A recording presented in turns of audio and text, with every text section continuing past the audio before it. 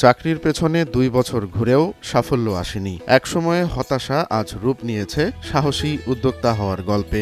নাটোর সদর উপজেলার অর্ঘ্য সরকার এখন পরিচিত মাঠা বিক্রেতা হিসেবে। আমার নাম অর্ঘ্য সরকার। আমার বাসা বড় হরিশপুর ঘোষপাড়া। আমি একজন স্টুডেন্ট মানুষ। আমি ডিপ্লোমা শেষ করছি। ডিপ্লোমা শেষ করে এখন বিএসসি রানিং চলতেছে, তার পাশাপাশি ব্যবসাটা ধরছি। আমি ডিপ্লোমা শেষ করে ট্রেনিংয়ে গেছিলাম ঢাকায় যে ব্যবসাটা দেখছি, ব্যবসার পাশাপাশি আমি অনেক চাকরির পিছনে ছুটছি, চাকরির জন্য অনেক ট্রাই করছি।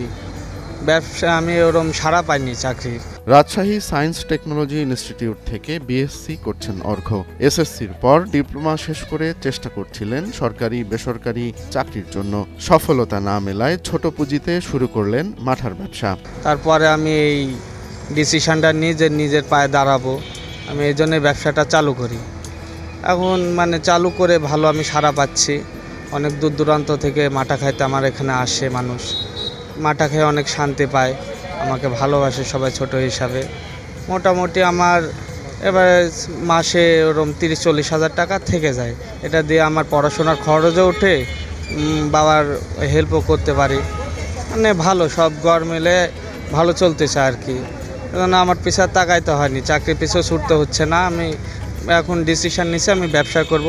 মাত্র ২৫-৩০ টাকায় প্রতি ক্লাস মাঠা বিক্রি করেন অর্ঘ্য। দিনে আয় হয় ১,০০০ টাকার বেশি। অর্ঘ্য এখন স্বপ্ন দেখছেন নিজেই একটি ক্যাফে চালু করার। এই অপর্ণা ডেইরি ঠান্ডা মাঠা আর কি খুব সুন্দর। আমি ভ্রমণ পিপাসু মানুষ, আমি ভ্রমণ করে এখানে আসছিলাম, খেয়েছি, খুব সুন্দর আর কি, খুব ভালো লাগছে আর কি। এই নাটোরের এই অপর্ণা ডেইরি মাঠা খেয়ে আসলে আত্মতৃপ্তি খুব সুন্দর আর কি। চাকরি না পেলেও হার মানেননি অর্ঘ্য সরকার। আজ নিজের চেষ্টায় বদলে ফেলেছেন নিজের পরিচয়। অর্ঘ্যের তৈরি করা মাঠার স্বাদে আজ ছড়িয়ে পড়েছে আত্মনির্ভরতার অনুপ্রেরণা। অর্ঘ্য সরকার দেখিয়ে দিয়েছেন চেষ্টা আর সাহস থাকলে কোনো কিছুই মানুষকে দমিয়ে রাখতে পারে না। খুব গরম লাগলে বলা এটা মাঝে সাথে খাই, খুব ভালো লাগে এবং খাইতে ভালো লাগে বলেই আমরা এখানে খাই। মাঝে সাথেই আমিও খাই।